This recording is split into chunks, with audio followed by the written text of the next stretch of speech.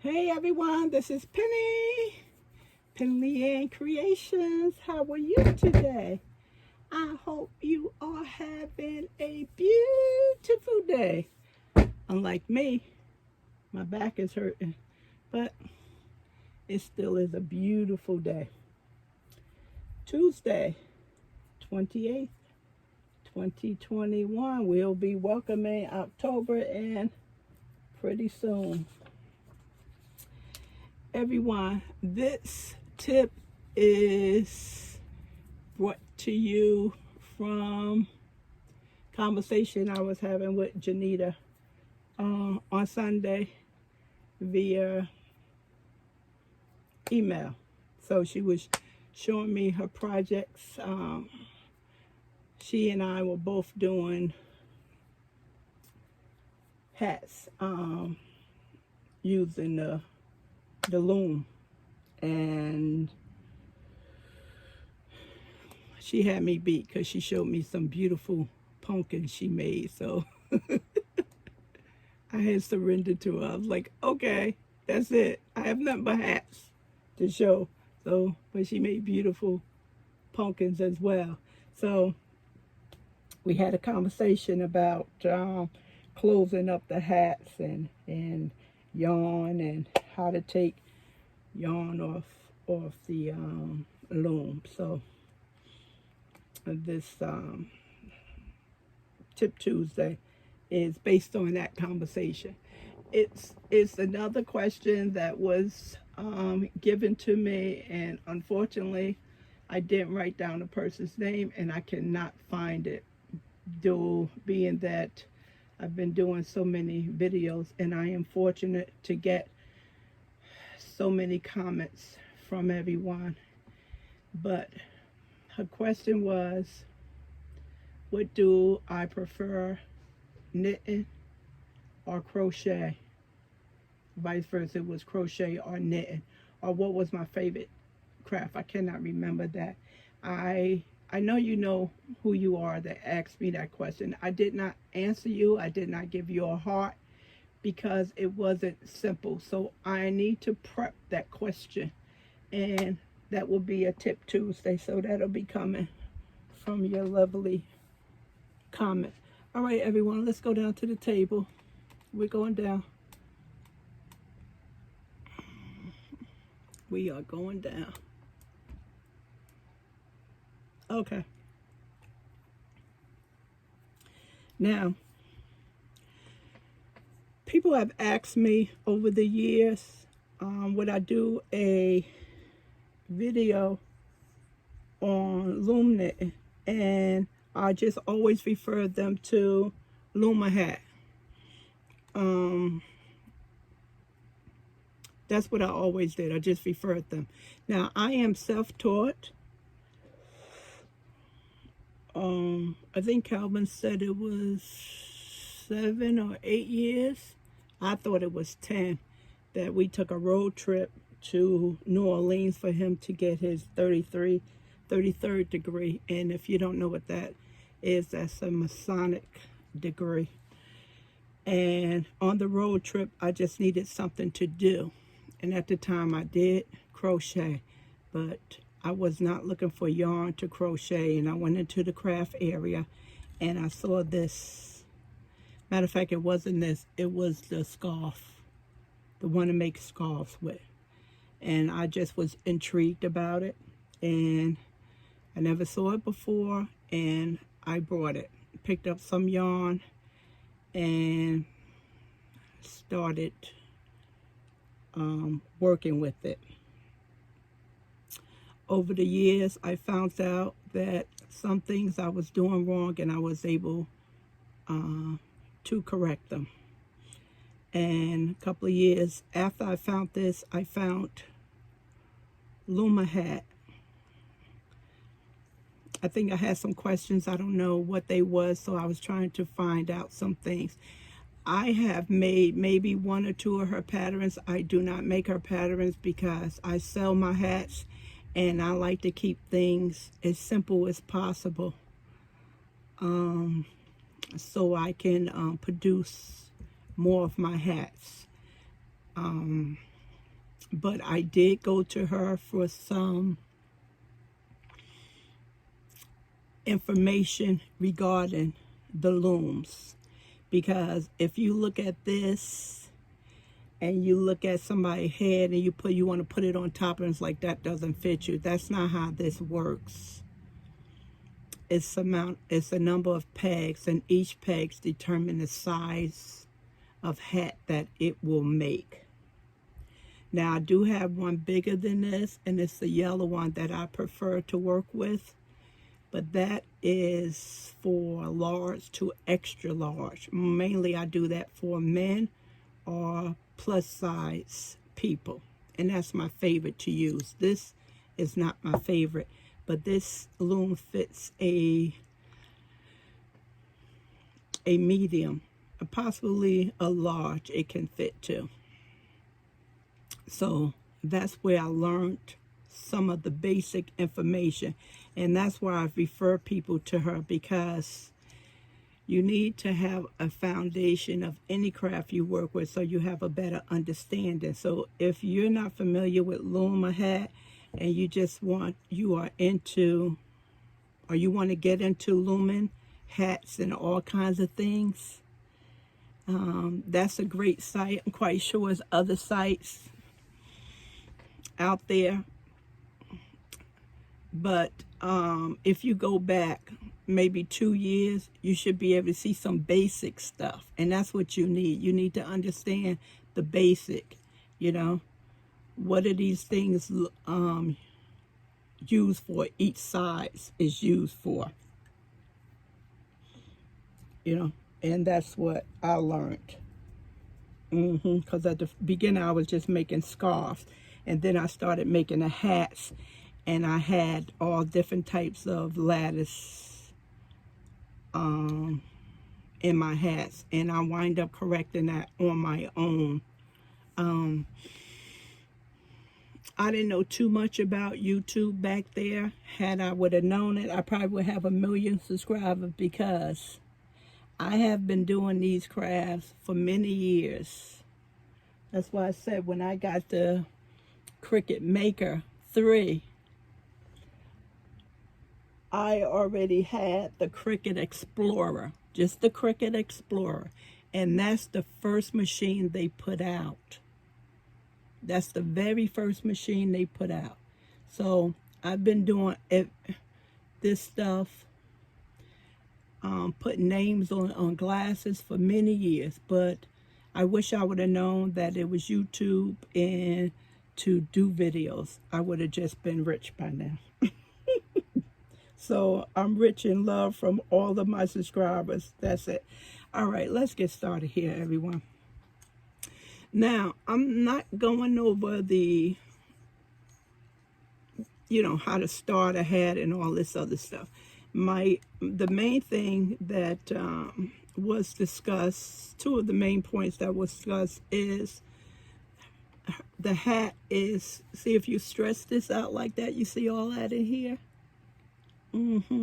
My finger just comes through it easily. This is a bulky yarn, and that's what you need. You need to have a bulky yarn. This is a 5, but it's on the light side. Now, I put this on the larger loom for a plus side, but it didn't work because it was too flimsy.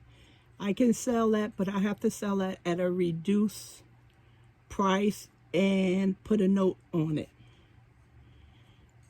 that is very flimsy. If you cannot find, or if you don't want to spend the money on bulky yarn, and you have a medium 4, you have to double them. If you do not double them, no matter if it's a child head or adult head, it will just stretch automatically. So if you double it, you'll get that bulkiness for the hat to remain its shape. So that's one important thing. And I don't remember in the instructions they ever told me that I needed a bulky yarn. I know my scarves was coming out flimsy, but they were scarves, so they worked out well. But when I went to a hat, that's when I noticed that this yarn is not thick enough, and I found that out on my own. So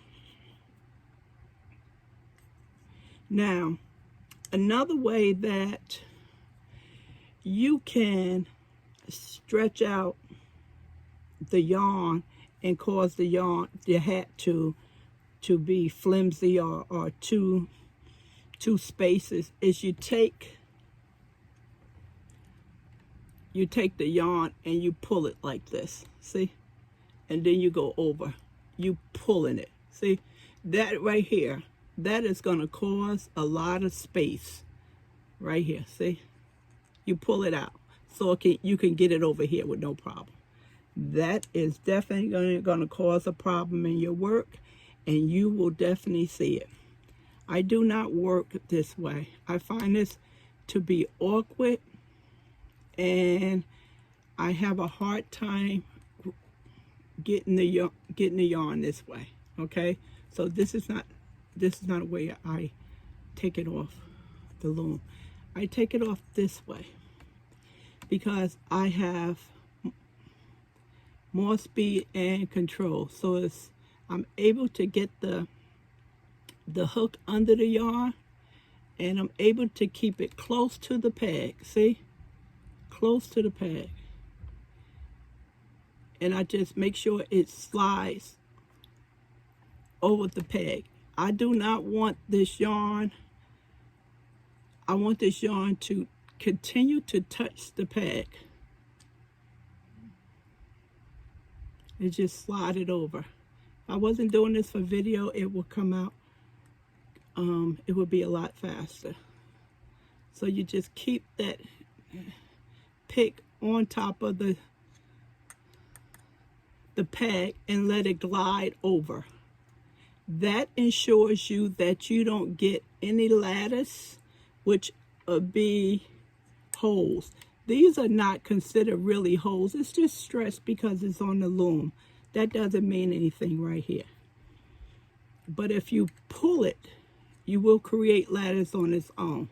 So try and keep the yarn as close to the peg as possible. That's what you need to do. And as you get faster with this whole process speeds up a lot faster. I can do about 3 hats a day, depending on the size and the thickness of the yarn. You have to understand, bulky yarn wears on your hands and your body. Especially with my back as poor as it is, you know, it's not, it doesn't play fair. So I just wanted to do this last row to show you that this is how you can keep those big holes off your hat. So that's how I work. I work upside down because you hear you grabbing. Going the other way, it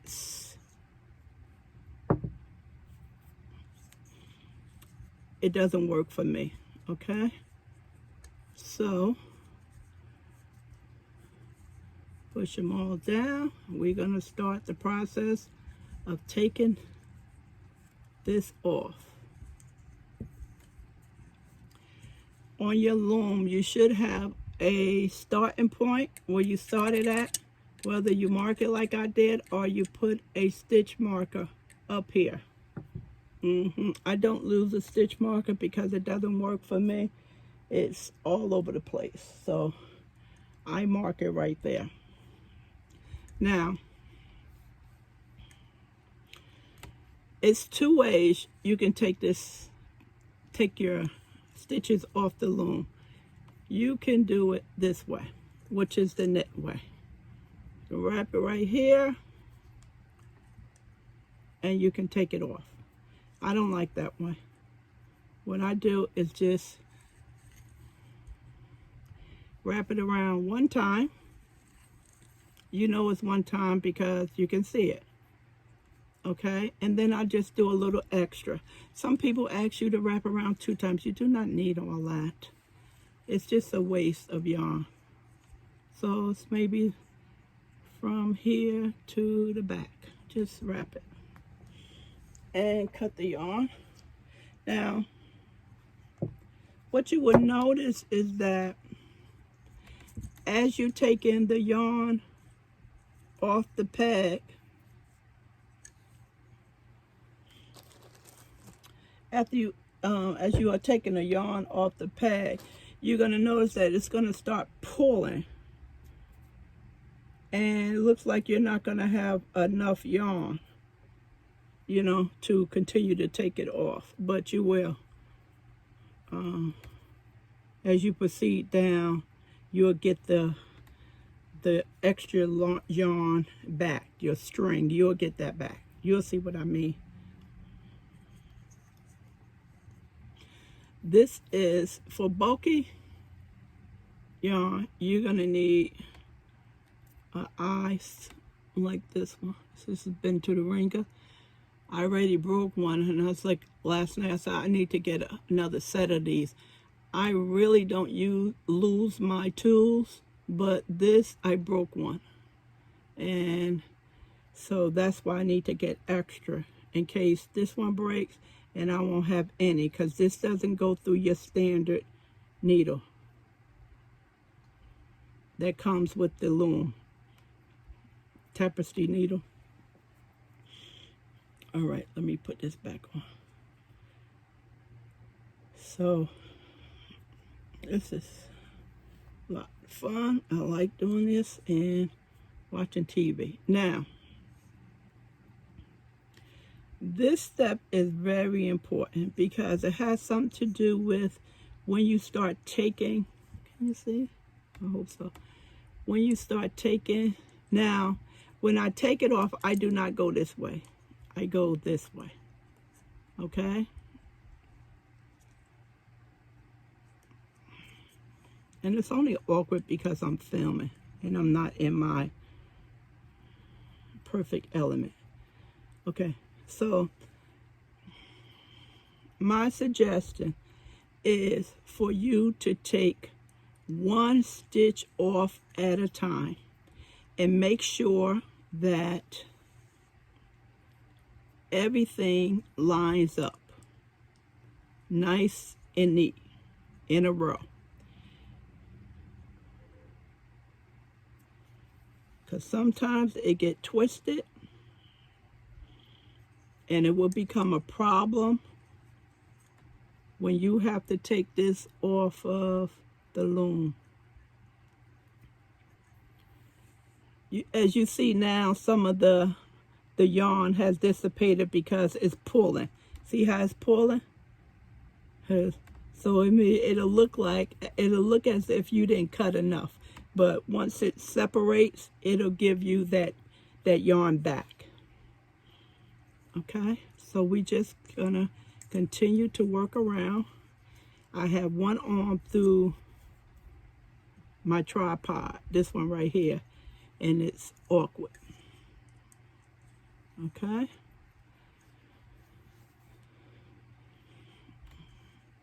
This takes a long time to me, and you can do this. You can take 1, 2, 3 off, and you can slide it down.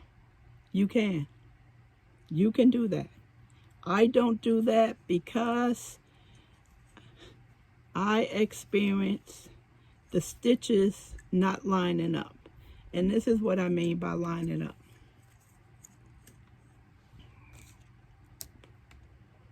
See how they lining up? You can actually count them.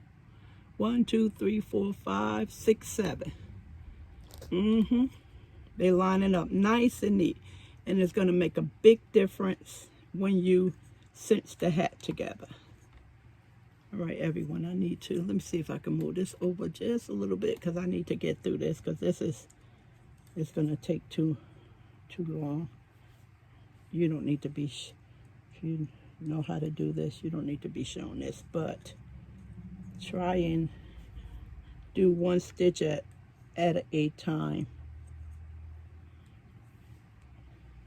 I don't prefer doing this. I like to do 3 things at one time. Get as much things done in a minute as I can. But with this, taking a little bit extra time is the best thing for me to do. Okay. And you see how it's pulling away right here? And you get your excess yarn back.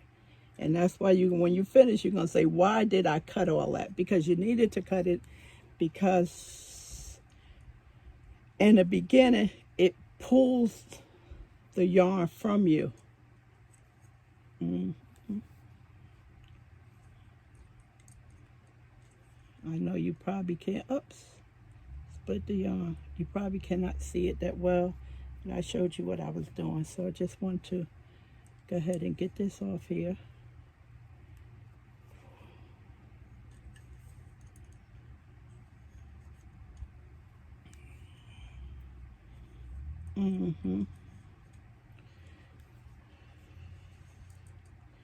I didn't realize I didn't have any hats. This should have been done.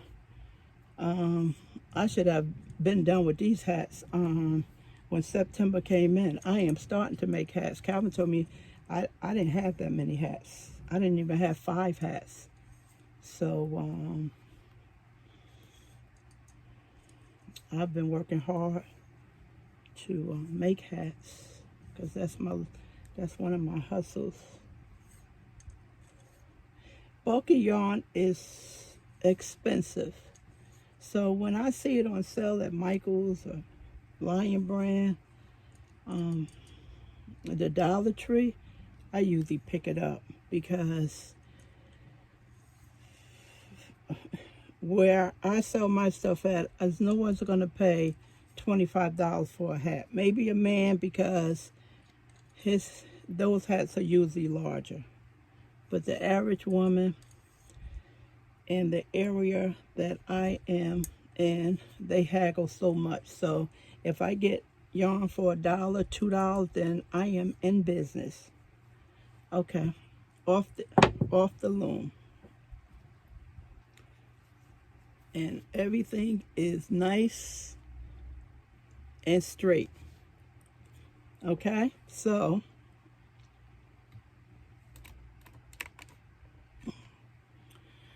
we take the hat and we turn it inside out.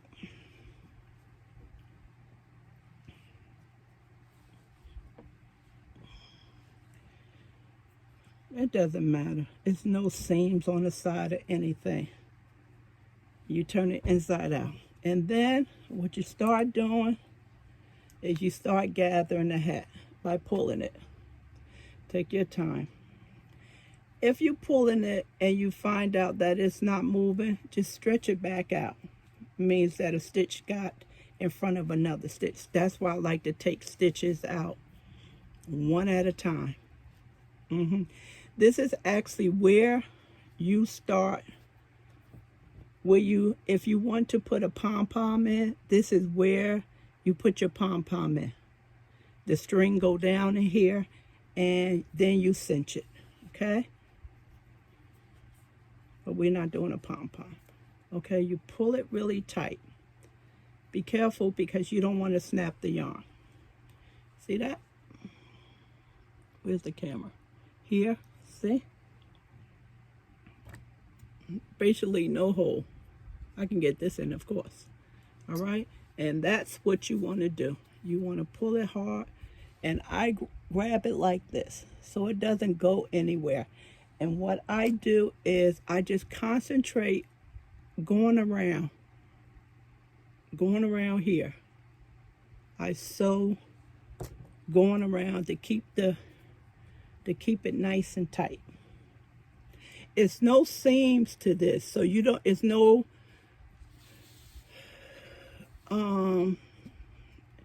beginning area here. It's no beginning area. That's all I do. See, just go around.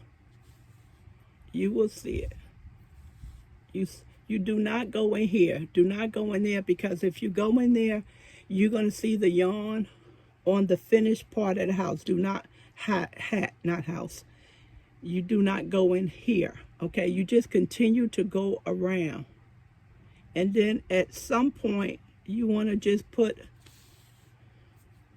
a little knot in it to secure it. Because see how it's getting tighter? Because hats are handled roughly, to me more so than a scarf. So here, let's put a little knot in here. And I can't see because I have something tangled. Okay, there we go. You want to leave a loop right there. Take your needle, go through there, and pull it. And that will give you a little knot. Okay? You can't hardly see that, and you continue around until you feel like it's enough. That's all you have to do. Oh, this is so awkward, everyone. It is so awkward. I am probably being excessive now because, okay, now, hurt my wrist a little bit. If you want to make sure, just take the hat, flip it inside out, and you can see, okay, it's no holes. Everything is nice and tight in here. See? You can't even see that crown is well secured. Okay? And that's because you took it and you cinched it and you held it that tight so it wouldn't unravel on you. So now what you have to do from here is to just maybe put another knot in here.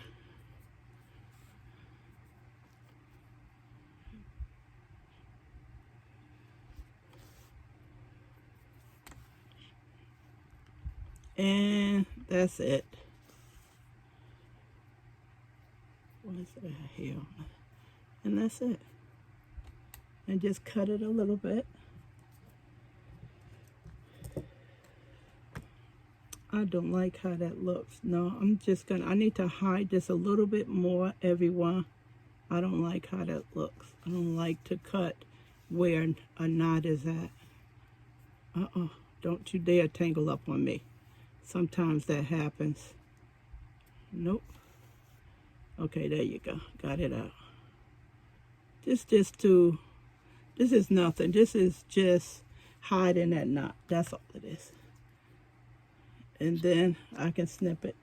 And if it unravels, it'll be okay. It's nowhere near the knot. And even in the inside, see the inside? How nice and pretty it is? Now, if I would have took that needle and I would have crossed over as if I wanted to bring that hole in tighter, you would be able to see that stitch going across here. So don't do that. Please don't do that. It will happen. Yeah, see? Nice and pretty and neat. So, see? Really nice. So, this hat, I would say is for a middle-aged child in school, all the way up to a very small adult, okay? Because it'll fit. A family member who's 21, she can wear this because she has a small head. So you have to be careful. Stay away from red heart yarn. Red heart yarn is not good for this unless you're gonna double it. It just gives a little bit too much. So look for bulky yarn. Like I said, it is expensive. You just have to continue to search for it. And when you find it, if you can, buy it up. Mm-hmm. Now, before I go, I bought this Penley-Ann's, a 3-pack at Lion Brand Outlet, $8. I was already able to get one hat out of it, but I used the bigger loom. And I am working on this side. This is extremely bulky right here. This yarn is extremely bulky. And this is for, this hat is going to be for a harsh winter day. That's what you pull this hat at. See? It is, even the brim. I have to really pull that to get that to stretch. I got to really pull on it to pull it apart. See how it goes back nice? Because that's the bulkiness in the yarn. Red Heart is not going to give you that. Even if you double it, it's not going to give you that. One thing I would say about this, when you get up, I think this is a 6. When you get up to closing it off and closing off the crown like we just did, you will have problems with this. It is not going to gather that easily like this one. It is not, because you have bulk and it's not going to close up all the way like this. It's going to have a gap. So you have to go work in the inside of it and try to close it up to your best ability. You're going to have to go somewhere around it and try to close it up as best as possible. But never go over, because it will show all the time. But when you get up to a bulky, a 6 as this is, it's going to give you problems when you close it up. It's not, all these are not going to line up correctly when you go and close it up. So just keep that in mind, that when you close it up, it's going to be a little challenging. Now, as I am talking about this yarn is best with a pom-pom, because it will hide that little hole. It's just a little one, but it is noticeable. It's still not supposed to be there. A pom-pom will be great on this. It will be great on this. So just keep that in mind as well. All right, let me let you go. I have held you long enough. Janita, thanks for the question, the conversation, and I hope I answered your questions. Thanks, everyone. We'll have a conversation in the comments section. Enjoy your day. Thanks for the thumbs up. Appreciate you very much. Bye.